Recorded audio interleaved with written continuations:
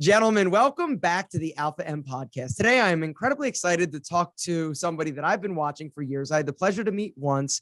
He has a channel that truly, really resonates with me because, when you think about charisma, right? It's this sort of like word that a lot of people talk about, but you don't really know exactly what it is or how somebody gets it. Well, Charlie over at Charisma on Command has basically systemized everything. He has been pumping out YouTube content since 2014. Charlie, I actually saw your 2014 first video. That couldn't have been your first video because you were too good on that video talking about body language and having the pens like intersect, right? That wasn't number one, was it? You deleted some, didn't you? No, that was the first ever YouTube video that we did. I was in my bedroom in Brazil and somebody was like, this stuff, because I was writing blog posts at the time, like, you do realize this would look better on camera. You're talking about social skills. I was like, fair point. So we stood in front of the camera in my friend's bedroom and ripped that one out. With the flag on the wall and everything. That's a deep cut. Yeah.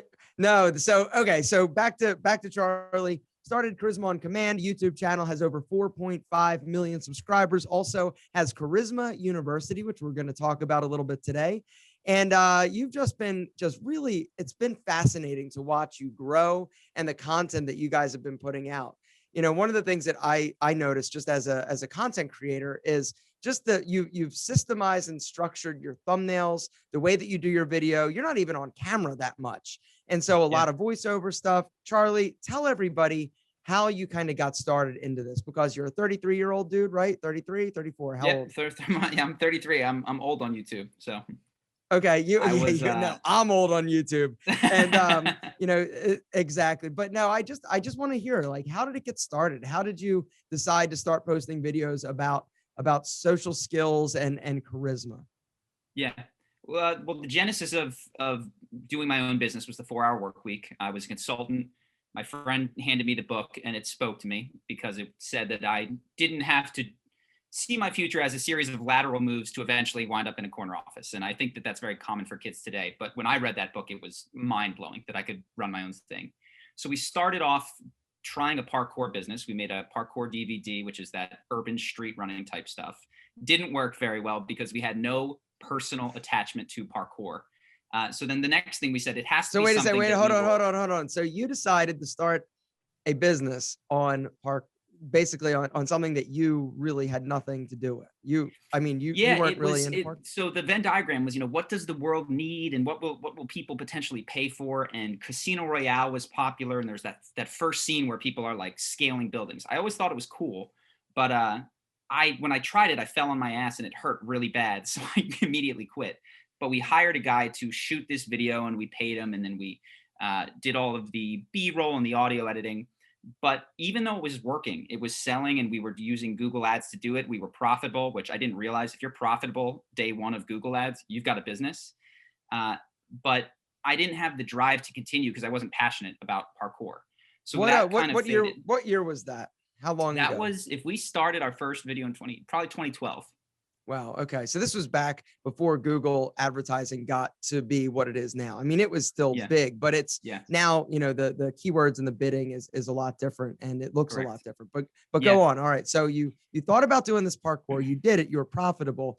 Were you generating like substantial revenue from it? No. I mean, not even close. We were making a couple hundred in profit a month, maybe. Okay. And then, keywords got a bit more competitive. That dipped to about 0. And we could have, as with any business, persevered and figured out a way, released a back-end product that was more sophisticated, but we just didn't have the drive. It wasn't something that we were passionate about. And when I say we, I mean my best friend from high school, Ben. We went on this whole kind of journey together. So the next thing that we did, we knew whatever it was, it had to be something that we would stick with, even if it wasn't making money, even if it was taking a long time. And for us, that was other people. I was the extremely shy one, but even my friend Ben in high school, we were not as cool as we would have liked to have been, I think.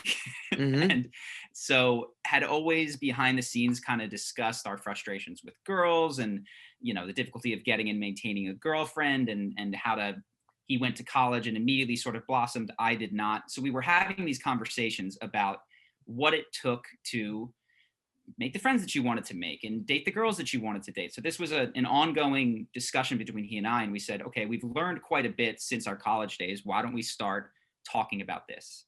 And the first thing that we did was we taught a class on Skillshare.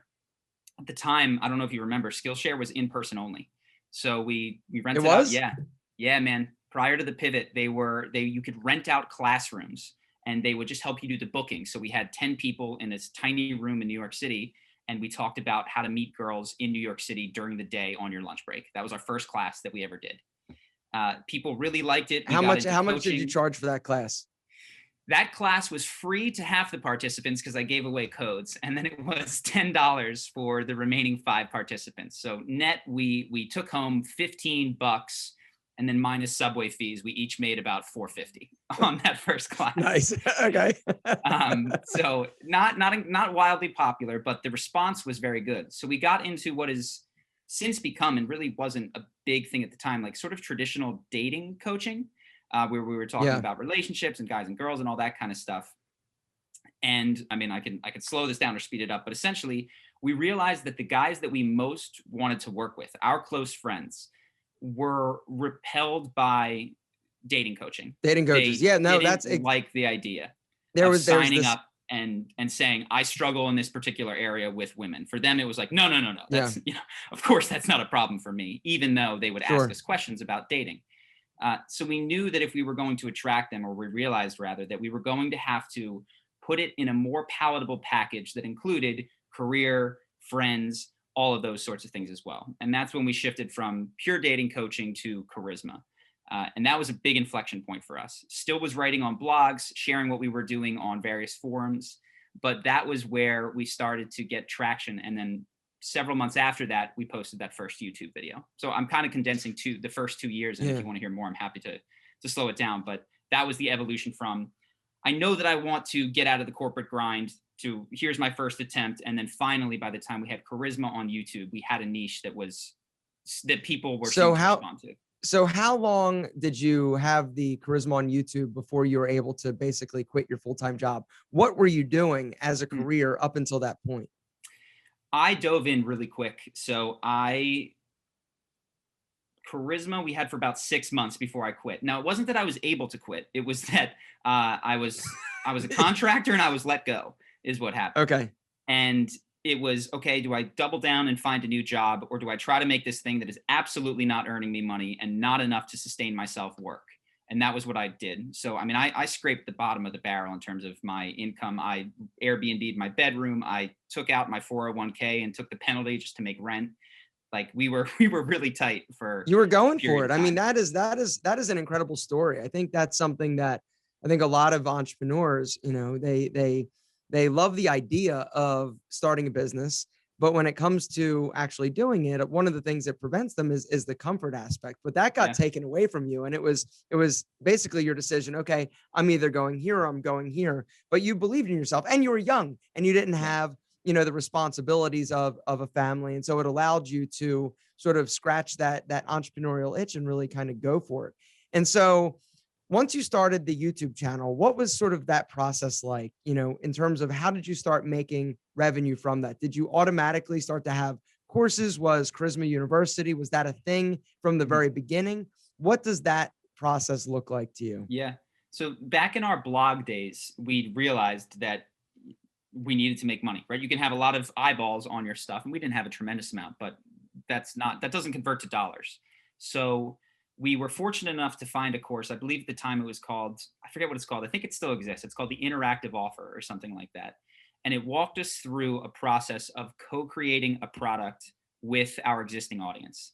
So we had probably about 5,000 people on our email list from the blog post that we were writing. And we said, hey, we're thinking of creating some sort of digital product, but if we do it on our own, we're just going to make it for us. So we want to take 25 people out there that want to get a discount on the price of the course, work one-on-one with us, and help us shape what this content is. And through going through the process that laid out there, it was one of the best decisions that we made for our business, because the courses we have it now fits the market so perfectly. The idea that I had in my head of what day one and what week one of our course would be was personal to me. But when the people came in and said, no, day one needs to be, how do I introduce myself? Day two needs to be, what do I say when somebody asks me, what do I do for a living or where I'm from? Because I feel like conversation just stalls there. They really helped us nail our table of contents. And then as we answered those questions, the course sort of evolved and has been structurally very similar to when we started, which is that's amazing. impressive given the course like 4 or 5 years old. We've updated it, but the bones of it are very similar. That is absolutely amazing. And I love that you went to your audience. And I think that's another incredible takeaway is you've got something in your head, as an entrepreneur, you think, oh, I want to do it this way. But then when you actually throw it out there to the wild or your audience, let them help you basically create a product for them. I mean, obviously that is a something that is absolutely genius in my opinion.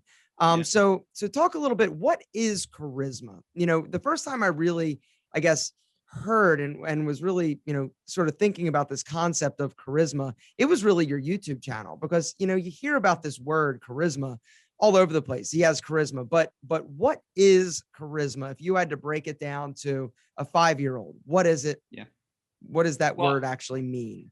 It was funny at the time. It was a word that existed, like you said, in the minds of people. They'd heard it before. It wasn't French to them, but it was not one that was easily defined by most people when you ask them.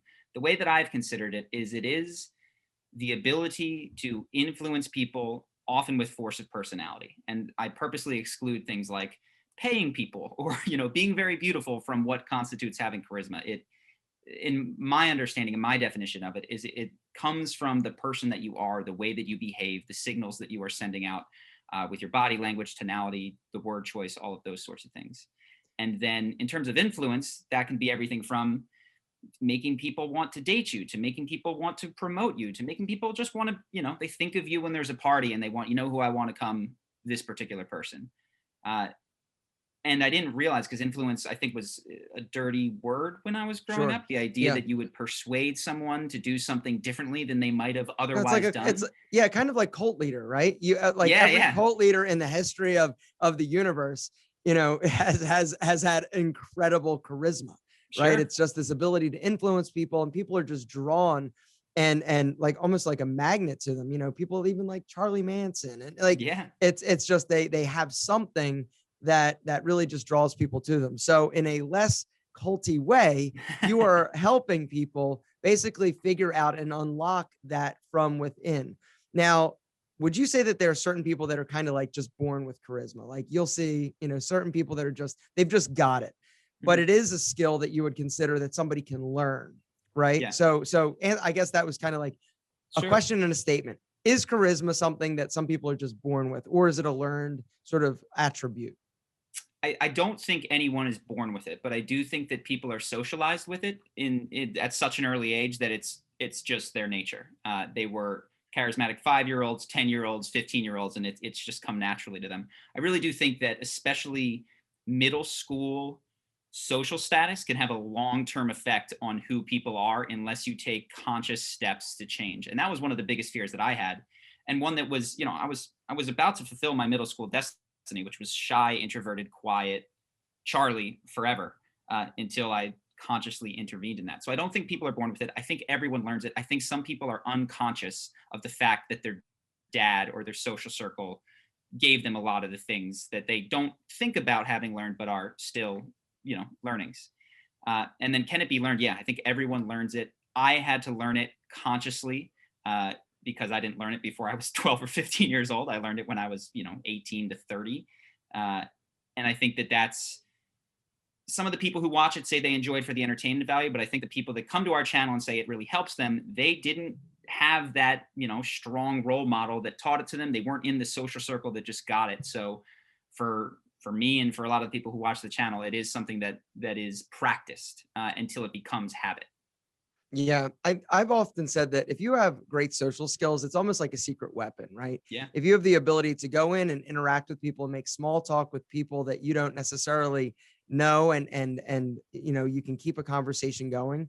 And so one thing that I'd just like you to sort of share, what is a tip for somebody that is going, maybe it's a networking event or a party, or just you're socializing with people that you're not necessarily comfortable with.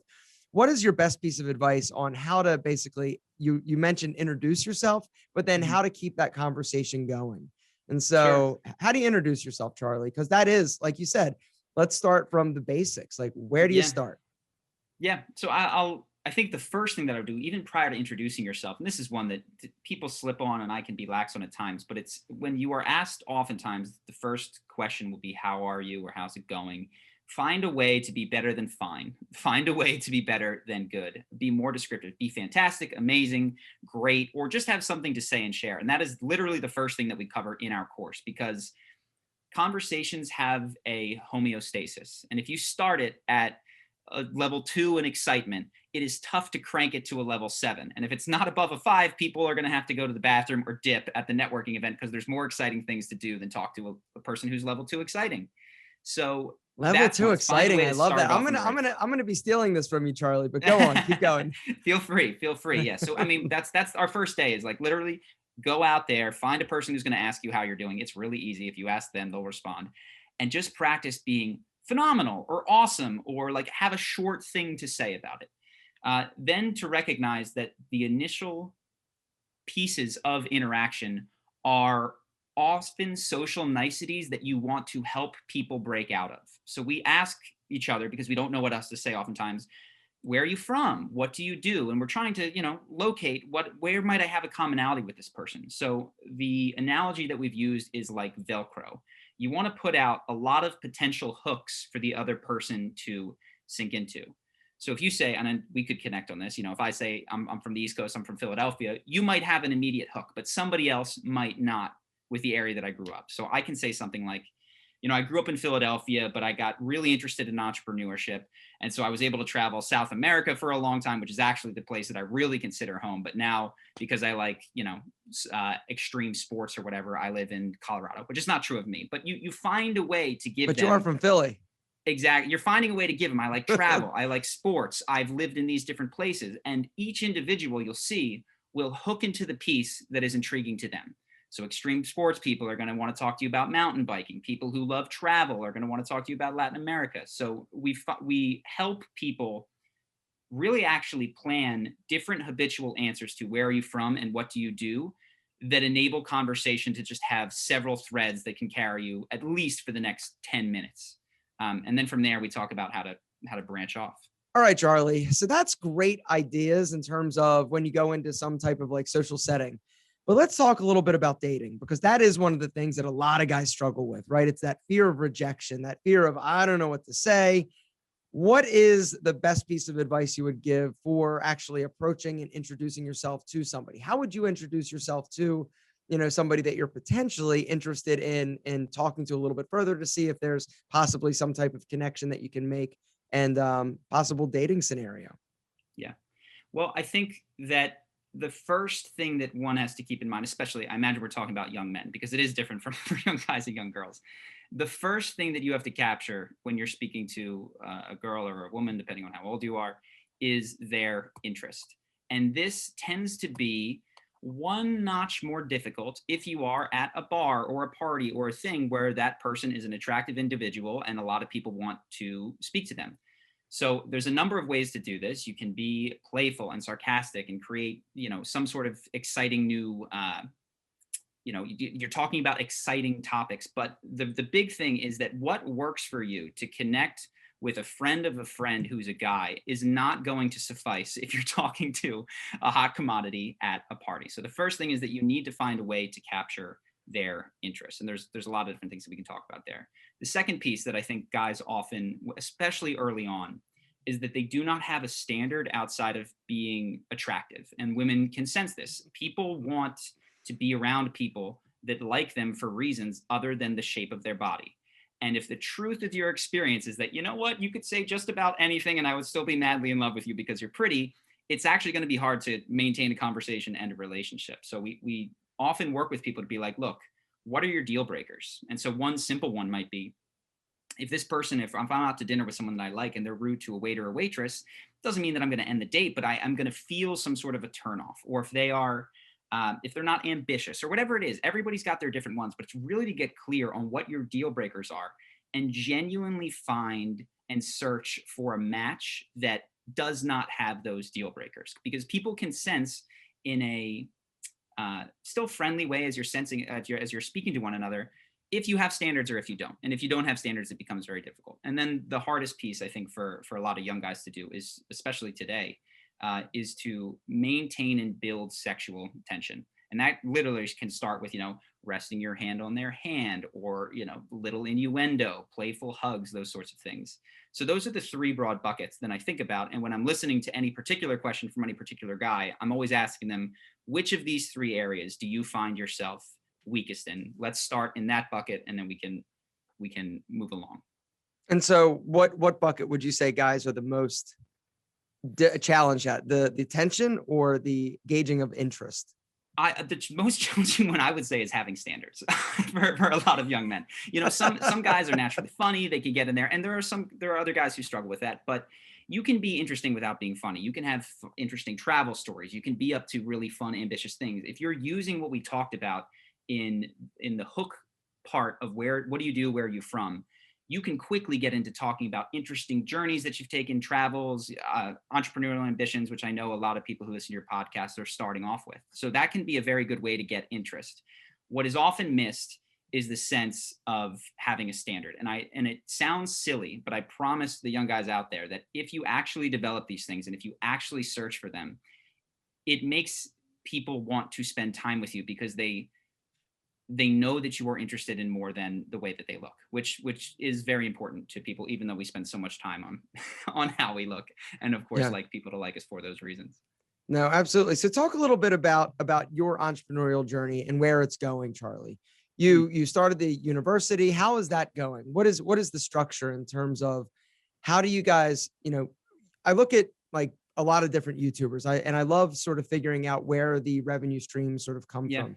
Where are the primary revenue streams from you guys? It's the ad revenue from the YouTube channel. Mm-hmm. You guys don't do a ton of advertising or any, right? And so we work with Audible, and we've worked with a handful of other people. But the truth, which I'm really grateful, and I tell this to as many people as I can who will listen, is that your audience should be more valuable to you than it is to Audible or someone else, because you should have the product that is best suited to them. So for us, it really doesn't make sense to have sponsors, because when we do a read for our course, we earn more money. And I really encourage a lot of people who are becoming influencers or having content channels to develop their own products, whether it's a physical product or an info product, that earns them more money than sponsors will pay them. It makes you very powerful in negotiations. And quite frankly, most of the time, sponsors just can't hit the rate that we would need to make it worthwhile. So our biggest revenue stream is Charisma University sales from our YouTube channel. We also have AdSense, which is really nice. And then we'll make a little bit of money from sponsorships. Like I said, we have like an ongoing one with Audible, just to kind of break up the call to actions that we've done in the past. But the lion's share of our income is from our own digital course. How many employees do you guys have? We have, so I actually have one in the other room. He's visiting. So we have a COO, we have 2 editors, we have three women who help us with emails and customer support. And hold on, back up. I'm writing this down because this fascinates me. Okay, so you have CEO, CFO. What is it? What's funny is I am, along with Ben and I, who is my co-founder, we're at the top and bottom of the org chart. We do a lot, this is something that we're trying to fix, is that we're trying to remove ourselves from on the ground day-to-day things like making videos, to try to make this a genuine business and not simply a passion artistic project.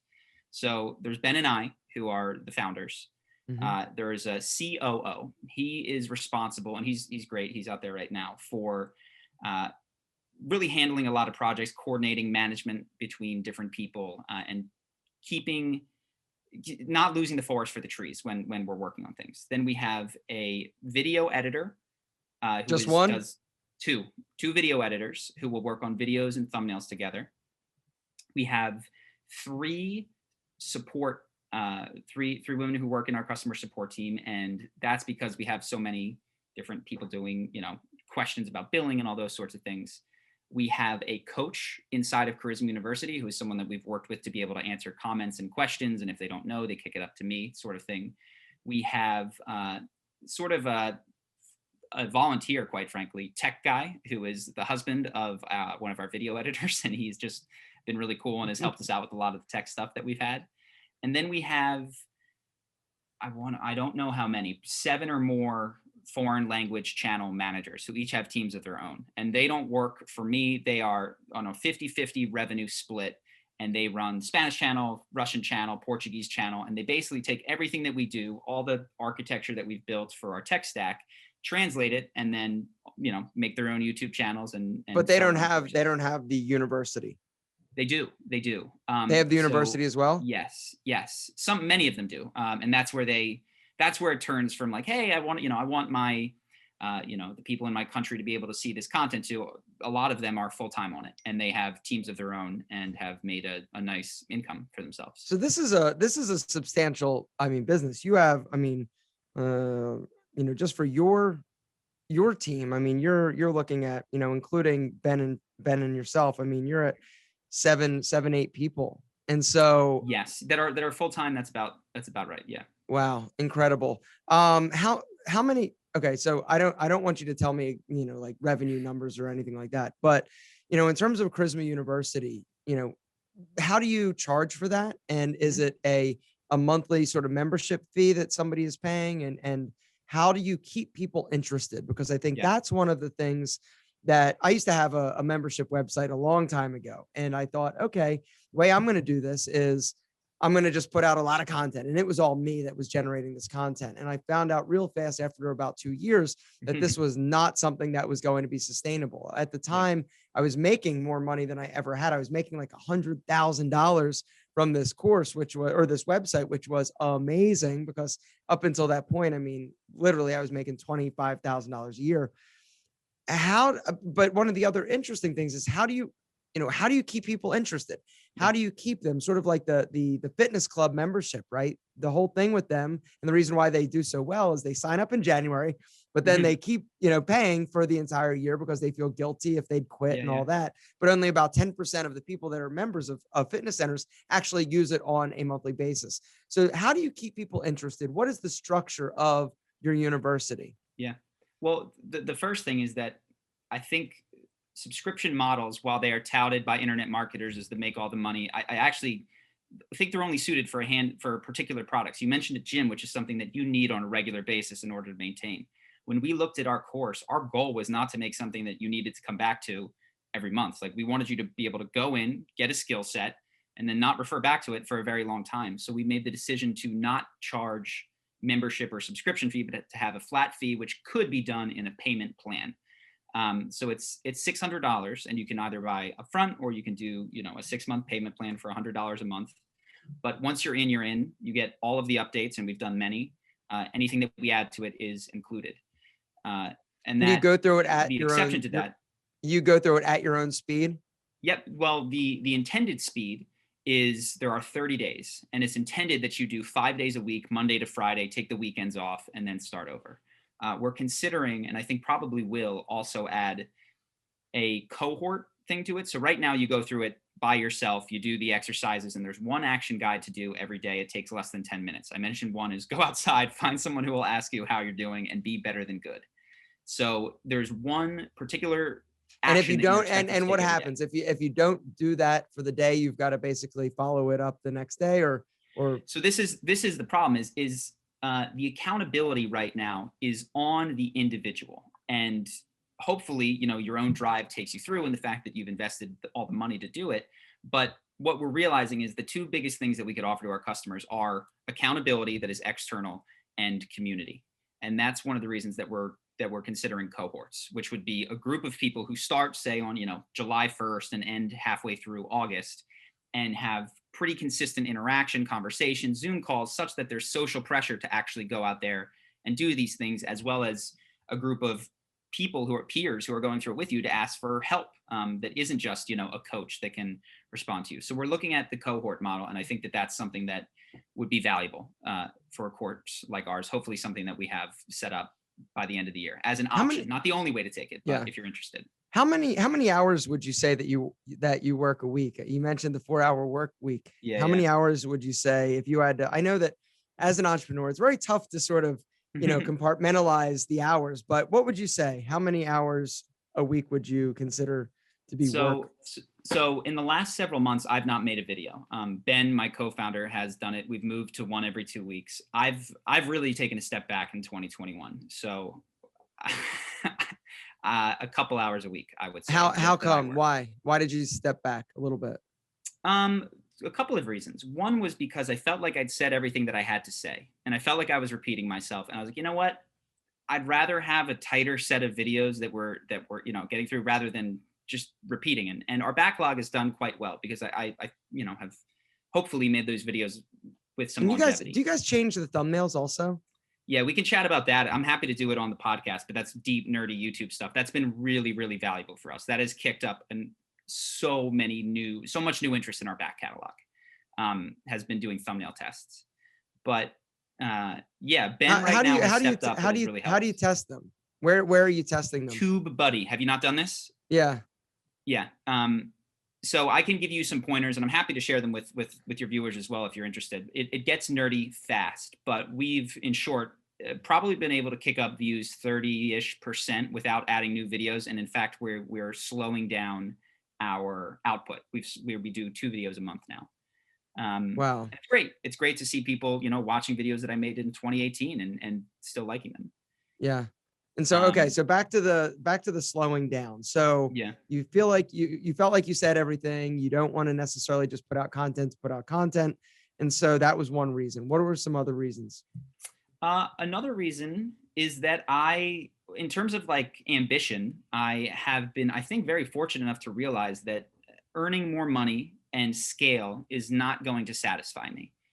Even helping more people doesn't satisfy me because I feel disconnected from the people who are taking this at home separate from me. So I've been much more interested in doing things that don't scale. So I've been working more to mentor our team, which for me has been more personally fulfilling. And I think for the team has made everybody even, more valuable to the business, and their autonomy has grown and they're happier and they're earning more money.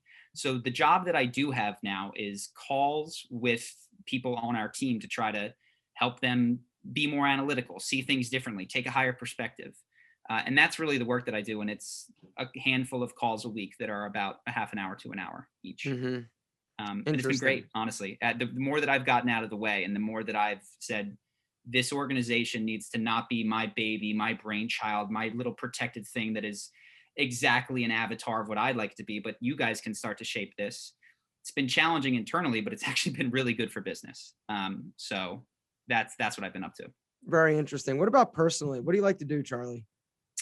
Oh man, I've become such a nerd lately. I actually, one of the things with charisma is that I've heard a metaphor that there's 2 mountains in life. The first mountain is achievement and success. And it's the only mountain you see when you're, starting off. You're like, I need to get this, get that, have a wife, that all these sorts of things. And then you get to the top of that mountain and the feeling that everybody has is, oh God, there's something else. And the second mountain is that internal sense of satisfaction, which is not based on doing more. So the things that I've enjoyed lately are kind of getting back to the nerdy roots that got me into Charisma on Command. So I play Dungeons and Dragons. I play team video games with my friends. I've been interested in psychedelics in terms of, personal growth and all those sorts of things, introspection. So the future of Charisma on Command, I think, is going to look like psychedelic centers that are intended for people who feel like they've done the first mountain and are interested in it's funny. Last night, I forget what I was watching, but they were talking about using psychedelics to treat like post-traumatic stress syndrome. Yeah. And I have a buddy who's real big into, sort of exploring that and it's all interesting. It's very, very interesting. And so, any psychedelic advice for people out there in terms of what is the benefit, Charlie? Talk about that real quick. This is something we haven't heard on this podcast yet. Yeah. Oh, well, I'll say just this has been part of the third reason that I stepped back is because I did psychedelics. And this is really what gave me clarity. And it's like, oh my gosh, you're a dog chasing his tail trying, there was, I'm comfortable with it now. I wanted an Instagram blue check. I thought that meant something. And it was just like, oh my gosh, so much of what you do, you see these guitars behind me. I picked up guitar for the first time because I wanted a girl to like me. And I lost love of music as I learn to perform more for Yeah. other people. So it really clued me into how much of my life was based on seeking validation. And of course, I built a website around it, and I don't shame it. I think it's a really important step for a lot of people to take, which is to figure out how to master your environment.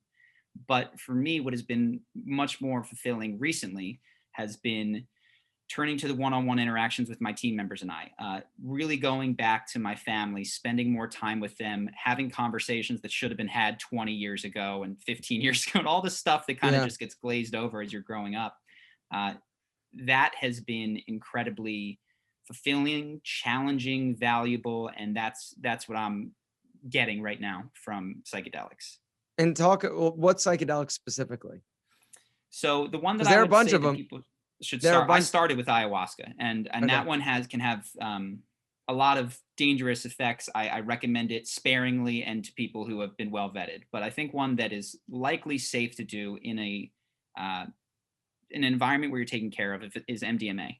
And that's because MDMA, if you go to a party, you're going to dance and love everybody. But if you do it in a room with a therapist and you cover your eyes, this is often the case with this PTSD treatment, you will reflexively reveal parts of your psyche that were unconscious because it was too dangerous. And the MDMA kind of creates a safe wrapper where you're like, oh my God, I didn't realize that I've been compensating in this way or avoiding feeling this feeling. And it But how do you, really does create.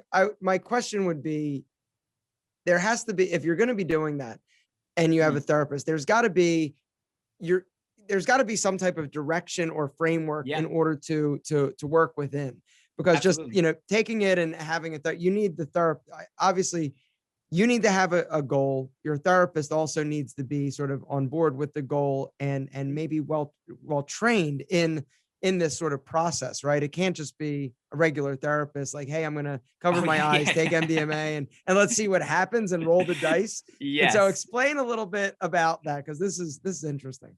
Sure. So yes, the person that I've been working with has done it for 10 plus years and has worked with PTSD and all of those other sorts of things. So you start by you've got to do an intake to be like, how's your mental health? Like, this is not for people that are on the edge. It's PTSD is totally fine and it can help you, but you need to make sure that there's not going to be any sort of long lasting issues. So that's step one. Then you'll have a number of conversations about your intention. And an intention is slightly different from a goal, because the intention is something that you craft with your mind. You're like, hey, I want to be more loving, or I want to be less frustrated and competitive and angry. And you and your therapist will come to an agreement on what you're going to sort of hold as your intention. And then on the day where you do take MDMA, it often relates to your intention, but in a way that you did not expect. And that's natural, because what's blocking you is unconscious. The thing that is in your way is not something that you're aware of. If you were aware of it, you would have taken care of it by now. Sure. And so things from your past will come up. And that's been the case with me, that I was like, oh my God, I didn't think that affected me. And that has shaped so much of my life. And if I don't deal with this, feel these feelings, then I'm going to continue compensating without even realizing it. And then your therapist afterwards helps you, and in my case, records what you've said, talks about it with you, helps you process it, and then make changes that may or may not be necessary based on your experience in your life. And so what about psychedelics as a recreational use? Like, you just want to have a good time and take some mushrooms, go down to the beach and hang out. Is that something else that you would like advise or talk a little bit about? I mean, I'm the type of, I don't drink. I only do psychedelics for this purpose. I let other people make that decision themselves. And the truth is, many people are totally safe, comfortable, and fine doing it that way. That for me, there's just so much more value in it if you're introspective. But that's not to poo-poo people's choices to do it, on a beautiful day on the beach, if that's what suits them. And so you have used it to basically help discover who you are a bit better and basically help you sort of figure out that second mountain, as you were talking about, right? Yeah. Absolutely. And I mean, you guys can cut this. This is not something that I'm sensitive with sharing these days, but just in case it matters to someone else there, one of the things that came up for me is that I was molested when I was little, and I had forgotten. I had just pushed it into a box. And it's incredible that your brain can do those sorts of things. And for me, realizing it and the shame that came up and the, oh my God, I can't believe this. It was a very important thing for me to encounter, and Sure. something that I still am untangling and realizing how its effects permeated into different areas of my life. Yeah. So that's, you come in with an intention, but certainly that was not my intention. That was something Yeah. that surprised me when it came up, but has been incredibly valuable to realize and experience Yeah. and go through in the safety of a therapeutic No, environment. it's interesting what your brain can do. And this is something that I tell people, because I had a few abusive stepfathers when I was younger, Mhm. not like sexually or physically, but emotionally, they did a number on me. And the interesting thing is I can't remember Yeah. literally like a block of from second grade until fifth grade. I can't remember. I don't remember living with the dude. I don't remember, like, I remember like what he looked like. I remember the house, but I don't actually remember any of it. And, it's very interesting. Now you're probably like, yo, you got to go see a therapist and take care of that. I'm like, nah, I think I'm No, good. I don't push people to. I really, I at first, when I first did it, it was like I was evangelical. Yeah, everyone's got to do this. And I Yeah. realize now, when it's right, and you'll hear about it from me and somebody else will say it. And when it's right, if it's right, you will seek it out. You Yeah. have the ability to. But what I can say is it would not be, it's highly expected that memories would surface from that time period because your brain was protecting you, and Yeah. as was mine. It's going, you Yeah. can't handle this, you're too little for this shit, we got to survive. Yeah. uh, and it does you a favor, quite frankly. Yeah.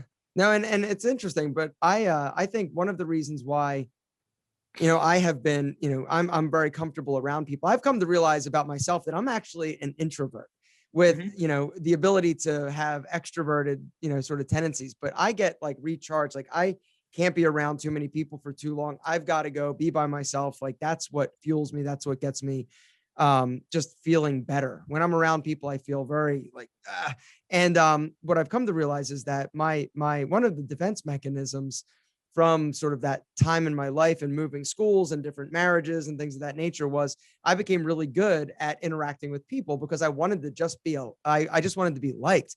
I didn't want to be that new kid. And so it sort of taught me to connect with people, very quickly. Now, at the same time, I ended up going to therapy years later to deal with the issues that I was having, because from that experience also I lost my ability to stand up for myself with my stepfathers because Hmm. I didn't want to rock the boat. I didn't want to, I didn't want to have to move schools. I internalized everything and thought that, oh, if I was just kept my mouth shut, that everything would be cool and I could, just have a normal childhood. Not the case. But when you're a warped little kid, your brain does some weird things. And so Yeah. it took me, for me, therapy, going and talking to therapists, different therapists, to find the one that actually really helped me sort of figure things out. And I was holding on a lot of anger and hostility towards my mother, who is, the person I love the most. And so Yeah. therapy, is a tool, and they say it's a gift you give yourself, or maybe they say that about forgiveness, but it's very powerful. And, it's something that, I think a lot of guys in our society are very fearful to talk about and address some of the emotional issues that we face, but you got to talk about it. You got to get it out. We are Sure. not meant to harbor all of the pain and the anger and the hostility and sort of the stuff that we do. And so it's important to have a support system and to actually seek that out. I agree 100%. Absolutely. One of Charlie. the things that I've heard said is Okay. that you see higher rates of depression in women, and than you do in men. But part of the potential explanation is because what you do see in men is domestic abuse, alcoholism, all of these other ways to express and the difficult feeling of depression. So that there's this idea that male depression actually can go covert and can express itself in all of these other ways. And one of the ways to try to work through it in a more healthy manner is various forms of therapy, which I'm a big proponent of. I love it. Charlie, this has been really awesome. Did not take the direction that I thought it would, but I love talking about this stuff. Any final words to the entrepreneur out there that is thinking about starting a business? What is your best piece of advice? It can be cliche, Yeah. it can be weird, whatever you want. What is the advice that you would give somebody that wants to start a business but just doesn't really know where to start? Sure. I'll give two broad categories. The first is philosophy, and that's that today on TikTok, Instagram, you're going to encounter a lot of people that will tell you you can get rich quick.